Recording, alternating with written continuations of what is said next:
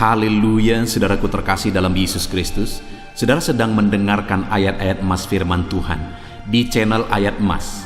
Di dalam channel Ayat Emas ini saudara akan menemukan jawaban atas segala masalah dan tantangan kehidupan saudara. Itu sebabnya segeralah berlangganan dengan channel ini dengan menekan tanda subscribe di bawah video ini jika tanda subscribe masih berwarna merah, dan tekan juga tanda loncengnya.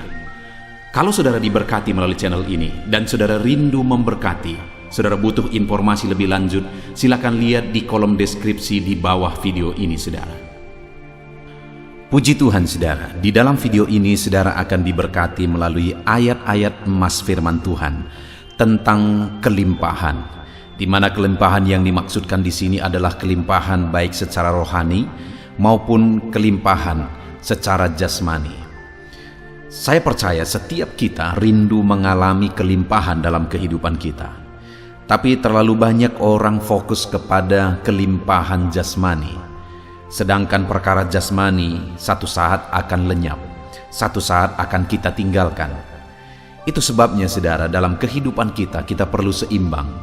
Kita mengalami kelimpahan secara jasmani, tapi jauh lebih penting dari itu, kita juga mengalami kelimpahan secara rohani.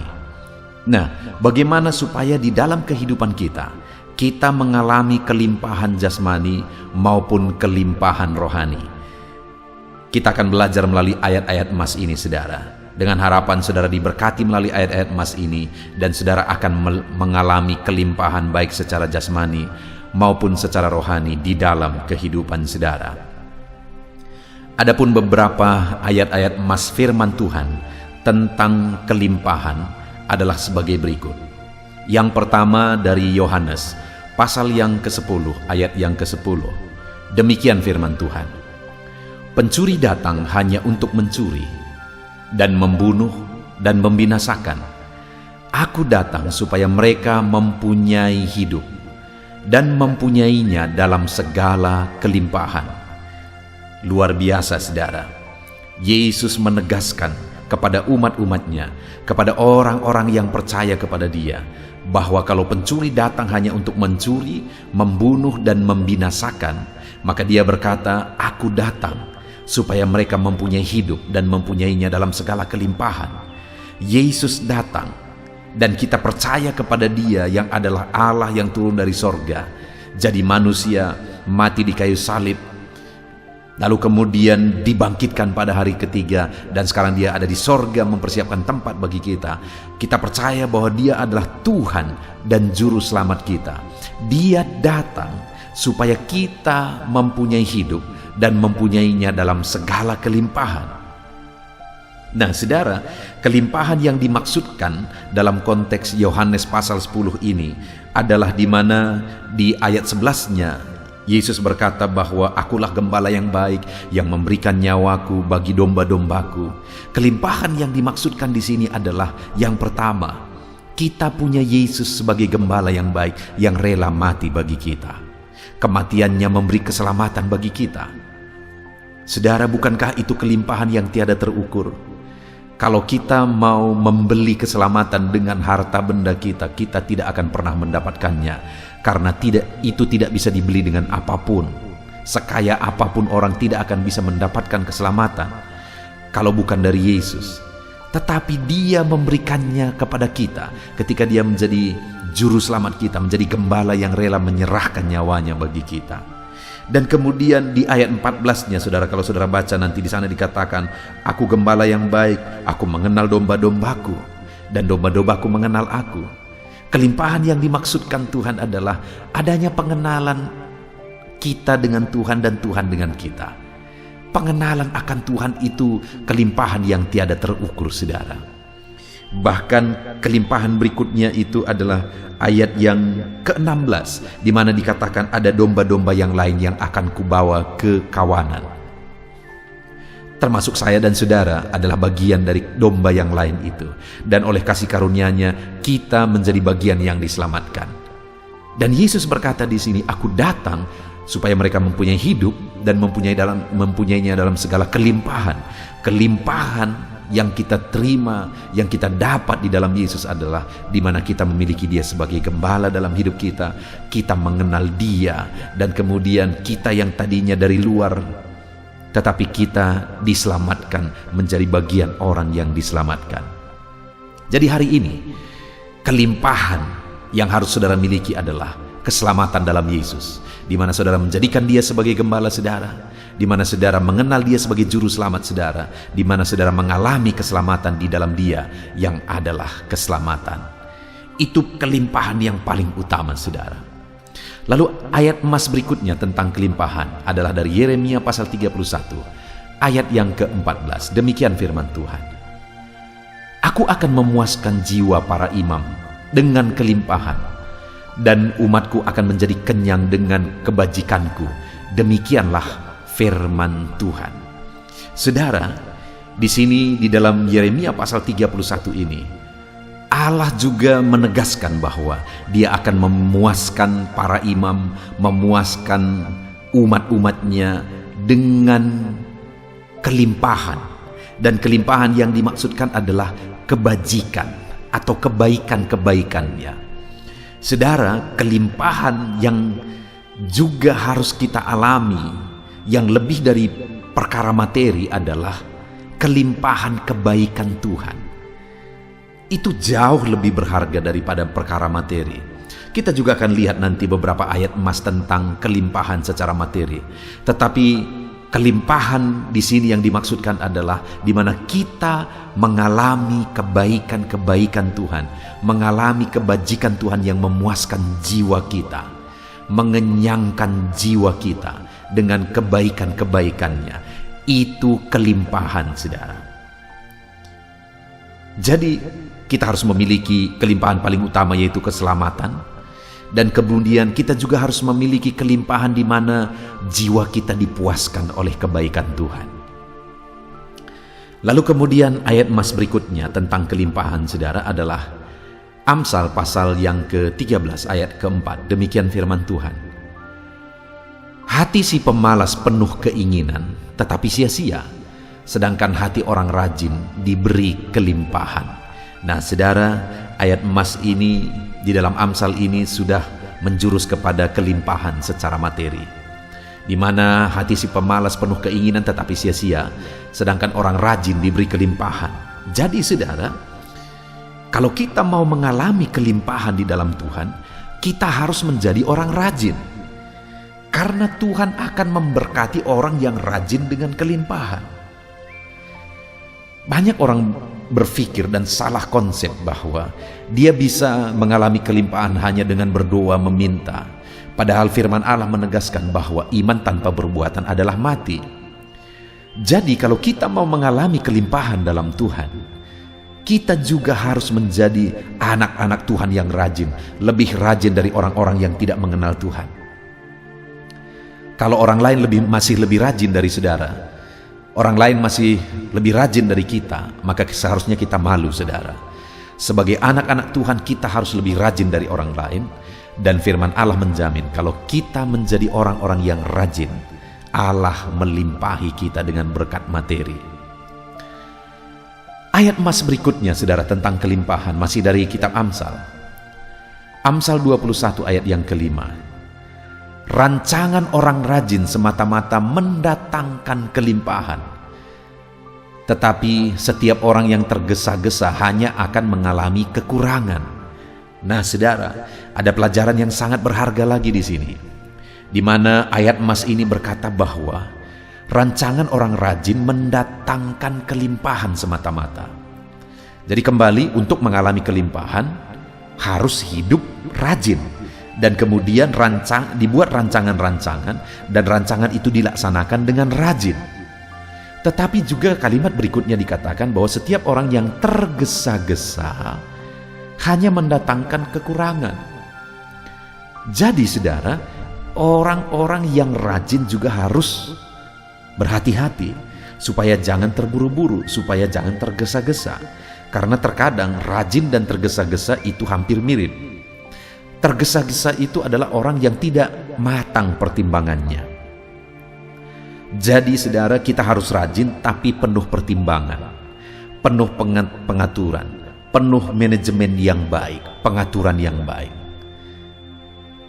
Untuk kita mengalami kelimpahan, jadilah orang yang rajin dan diatur semuanya dengan baik. Jangan buru-buru, tetapi di-manage semuanya dengan baik. Maka kita akan mengalami kelimpahan secara materi.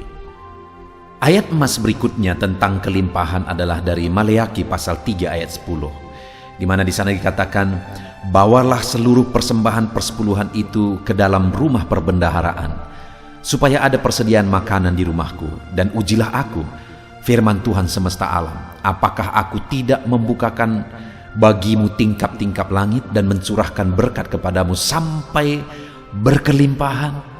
Saudara, di sini kembali Allah memberikan janji kelimpahan. Dia berkata bahwa dia akan membukakan tingkap-tingkap langit dan akan mencurahkan berkat. Ini berbicara tentang materi, mencurahkan berkat sampai berkelimpahan. Saya percaya setiap kita rindu mengalami berkat berkelimpahan, saudara. Dan firman Allah ini menegaskan bahwa untuk kita mengalami di mana Tuhan membuka pintu-pintu berkat sampai kita mengalami kelimpahan, dia berkata, bawalah seluruh persembahan persepuluhan itu ke rumah perbendaharaan. Artinya berilah persepuluhan kepada Tuhan. Maka kita akan mengalami kelimpahan, Allah mencurahkan berkat bagi kita. Saudara, ketika kita memberi persepuluhan kepada Tuhan, itu merupakan satu pengakuan bahwa berkat-berkat kita berasal dari Tuhan.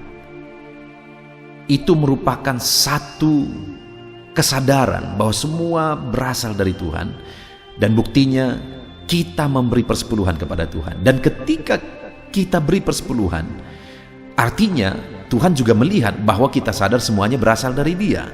Kalau kita sadar berasal dari Dia, maka Tuhan akan mencurahkan berkat lebih luar biasa dalam hidup kita. Terkadang kenapa Tuhan tidak mencurahkan berkatnya? Karena ketika sedikit diberkati sudah lupa Tuhan. Tapi kalau kita diberkati, kita memberi persepuluhan kepada Tuhan, maka firman-Nya berkata Dia akan bukakan tingkap-tingkap langit dan melimpahkan berkat-Nya bagi kita. Ayat emas berikutnya, saudara, tentang kelimpahan dari Matius pasal yang ke-13 ayat 12. Demikian firman Tuhan. Karena siapa yang mempunyai, kepadanya akan diberi, sehingga ia berkelimpahan. Tetapi siapa yang tidak mempunyai, apapun juga yang ada padanya akan diambil daripadanya. Saudara, konteks ini berbicara tentang firman Tuhan di mana Tuhan memberi perumpamaan dalam mengajar murid-muridnya. Lalu kemudian mereka berkata, kenapa engkau mengajar kami dengan perumpamaan? Lalu Tuhan berkata bahwa siapa yang punya akan diberi lagi, tetapi siapa yang tidak punya maka diambil daripadanya. Maksudnya adalah kenapa perumpamaan itu diberi kepada mereka, supaya mereka lebih mengerti. Dan kalau orang lain tidak mengerti, karena memang pada dasarnya mereka tidak mengerti, jadi kepada murid-muridnya yang ditambah-tambahkan. Itu maksudnya, saudara. Artinya kelimpahan yang dimaksudkan di sini adalah ketika kita memahami berkat Tuhan, memahami kebenaran Tuhan, maka akan ditambahkan lagi. Ketika kita menyadari dalam berbagai sisi, baik secara rohani, baik secara jasmani, kita memahaminya, berkat itu dari Tuhan, yang kita terima dari Tuhan, kesadaran itu dari Tuhan, kesehatan atau apapun itu dari Tuhan. Ketika kita menyadarinya, maka Tuhan akan menambahkannya. Ketika kita sadar akan firman-Nya, semakin memahami firman-Nya, dan kita hidup seturut firman-Nya, Dia akan tambahkan firman-Nya. Artinya, ketika kita mempunyai dan bertanggung jawab, Tuhan akan tambahkan. Ayat emas berikutnya tentang kelimpahan, saudara, adalah Amsal pasal 11, ayat 24 dan 25. Demikian firman Tuhan. Ada yang menyebar harta tetapi bertambah kaya. Ada yang menghemat secara luar biasa namun selalu berkekurangan. Siapa banyak memberi berkat, diberi kelimpahan. Siapa yang memberi minum, ia sendiri akan diberi minum. Saudara, ada prinsip kebenaran firman Tuhan di sini yang diajarkan adalah bahwa kalau kita rindu mengalami kelimpahan, maka jadilah pribadi-pribadi yang suka memberi, suka berbagi, suka menolong, suka memberi berkat. Karena orang yang banyak memberi akan diberi kelimpahan. Jadi dalam kehidupan kita, kalau kita rindu mengalami kelimpahan, jangan menjadi orang kikir, jangan menjadi orang egois yang hanya berpikir kepada diri kita sendiri. Tetapi hendaklah kita berpikir kalau Tuhan yang memberkati kita, berilah untuk Tuhan, kembalikan milik Tuhan. Berilah untuk pekerjaan Tuhan, untuk mengembangkan pekerjaan Tuhan. Dan kemudian jadilah juga berkat bagi orang lain. Maka kita akan mengalami kelimpahan, karena orang yang memberi banyak akan diberi banyak. Ayat emas yang terakhir saudara tentang kelimpahan adalah dari Matius pasal 25 ayat 29. Demikian firman Tuhan. Karena setiap orang yang mempunyai, kepadanya akan diberi, sehingga ia berkelimpahan. Tetapi siapa yang tidak mempunyai, apapun juga yang ada padanya akan diambil daripadanya. Konteks dari firman Tuhan ini saudara adalah di mana ada yang diberi 5 talenta, ada yang beri 2 talenta dan 1 talenta. Yang diberi 5 talenta bertanggung jawab, yang diberi 2 talenta juga bertanggung jawab. Sehingga apa yang ada pada mereka ditambahkan. Khususnya yang diberi 5 talenta saudara. Ketika yang 1 talenta tidak bertanggung jawab, maka yang talenta yang dia punya diambil lalu diberi kepada yang punya 5 talenta. Artinya apa di sini saudara? Kalau kita rindu mengalami kelimpahan, di mana setelah berlimpah pun dilimpahkan Tuhan lagi, di mana yang tadi saudara diberi 5 talenta, membuahkan hasil 5 talenta. Bayangkan sudah 10 talenta. Yang 5 talenta tadi pun udah karunia kepada dia. Kemudian hasil yang 5 talenta itu pun merupakan satu berkat yang luar biasa bagi dia. Kemudian yang 1 talenta pun diambil, dikasih lagi kepada dia. Sekali lagi saudara, prinsipnya di sini adalah orang yang bertanggung jawab terhadap berkat Tuhan akan ditambahkan, dilimpahkan, ditambahkan, dilimpahkan, dan ditambahkan, dan dilimpahkan. Itu artinya saudara, mari kita bertanggung jawab atas berkat dan kelimpahan yang Tuhan beri bagi kita. Puji Tuhan saudara, sungguh kita bersyukur buat firman Tuhan, ayat-ayat emas firman Tuhan. Biarlah ayat-ayat emas firman Tuhan ini membangkitkan iman saudara untuk mengalami kelimpahan dalam Tuhan, baik secara rohani maupun secara jasmani. Alami kelimpahan dalam kehidupan saudara. Biarlah berkatnya berlimpah di dalam kehidupan saudara. Tercurahlah kelimpahan secara rohani, tercurahlah kelimpahan secara jasmani dalam hidup saudara. Puji Tuhan saudara.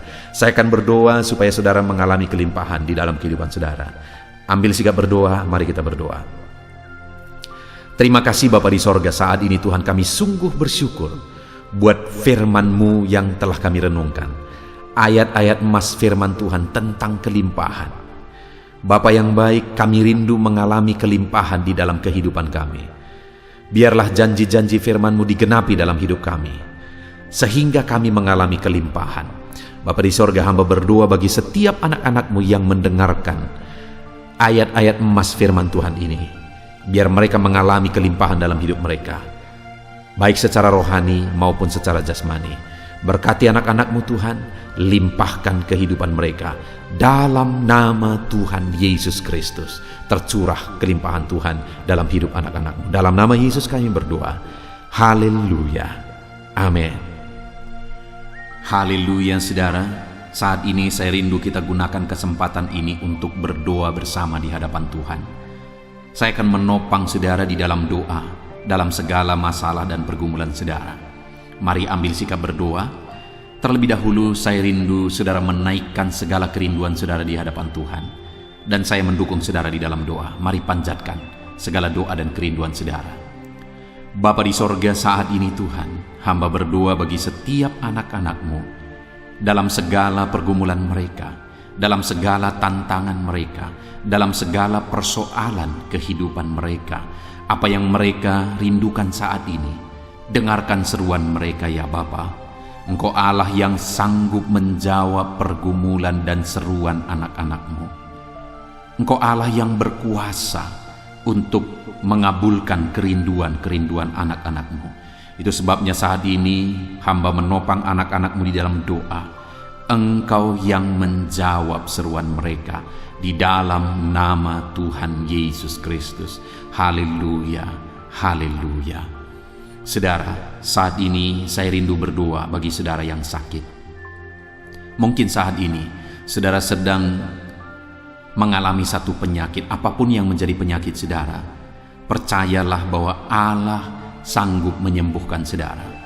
Mari datang kepada Tuhan, berserah kepada Tuhan. Biar Tuhan yang sama, yang dulu menyembuhkan, hari ini pun Dia tetap menyembuhkan. Dia bekerja dan menyembuhkan saudara. Angkat tangan kanan saudara, taruh tangan kiri saudara di bagian tubuh saudara yang sakit. Saya akan berdoa bagi saudara. Bapa di sorga, saat ini Tuhan, pandang anak-anak-Mu yang sedang mengalami sakit. Tuhan, ulurkan tangan-Mu, jamah tubuh mereka yang sakit, dan nyatakan mujizat-Mu bagi anak-anak-Mu. Engkau Allah yang sanggup menyembuhkan mereka, apapun yang menjadi penyakit anak-anak-Mu. Engkau angkat segala penyakit dari dalam tubuh mereka. Sembuhkan bagian tubuh mereka yang sakit oleh bilur-bilur-Mu. Setiap anak-anak-Mu yang sakit saat ini disembuhkan dalam nama Yesus. Dalam nama Yesus, dalam nama Yesus. Bahkan hamba berdoa ya Tuhan, jika ada anak-anak-Mu yang saat ini sedang menghadapi masalah, sedang menghadapi persoalan, sedang mengalami pergumulan hidup yang berat dalam hidup mereka oleh karena masalah persoalan mereka. Tuhan, Engkau Allah yang sanggup menjawab anak-anak-Mu. Engkau Allah yang sanggup menyatakan mujizat-Mu bagi anak-anak-Mu. Jamah mereka Tuhan, segala masalah persoalan kehidupan mereka, Engkau Allah yang menyelesaikan. Di dalam nama Yesus, angkat segala beban mereka, angkat segala persoalan mereka. Dalam nama Tuhan Yesus, biarlah Engkau yang menjadi jalan keluar dalam segala masalah dan persoalan kehidupan anak-anak-Mu ya Tuhan. Saat ini Bapa yang baik, hamba berdoa bagi keluarga-keluarga anak-anak-Mu. Biarlah keluarga setiap anak-anak-Mu menjadi keluarga yang harmonis, keluarga yang diberkati, keluarga yang takut akan Tuhan.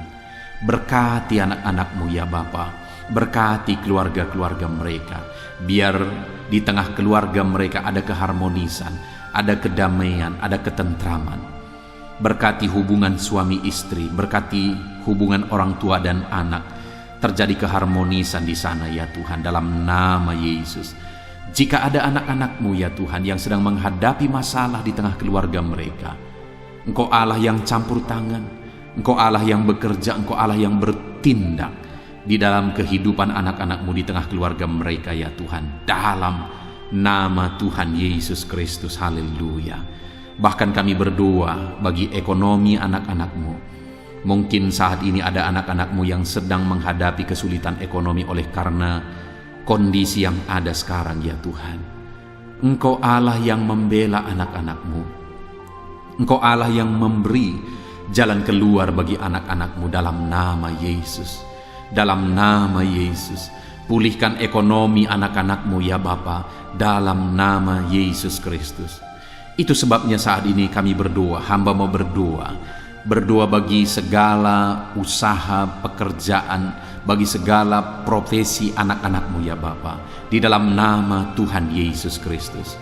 Saat ini hamba berdoa, Tuhan memberkati para petani ya Tuhan.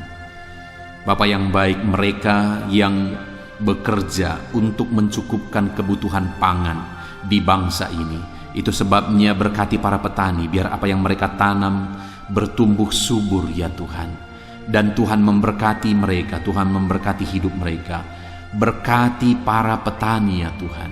Di dalam nama Yesus, apa yang mereka tanam, apa yang mereka pelihara, berkati semuanya dalam nama Tuhan Yesus, sehingga ekonomi mereka bisa dibangkitkan. Berkati ya Tuhan saat ini para pengusaha, para pebisnis, Tuhan yang memberkati dalam usaha pekerjaan mereka, sehingga usaha pekerjaan mereka bisa berkembang, bisa maju ya Tuhan, supaya mereka semakin bisa menjadi berkat bagi banyak orang, jadi kemuliaan bagi nama Tuhan, jadi berkat bagi pekerjaan Tuhan.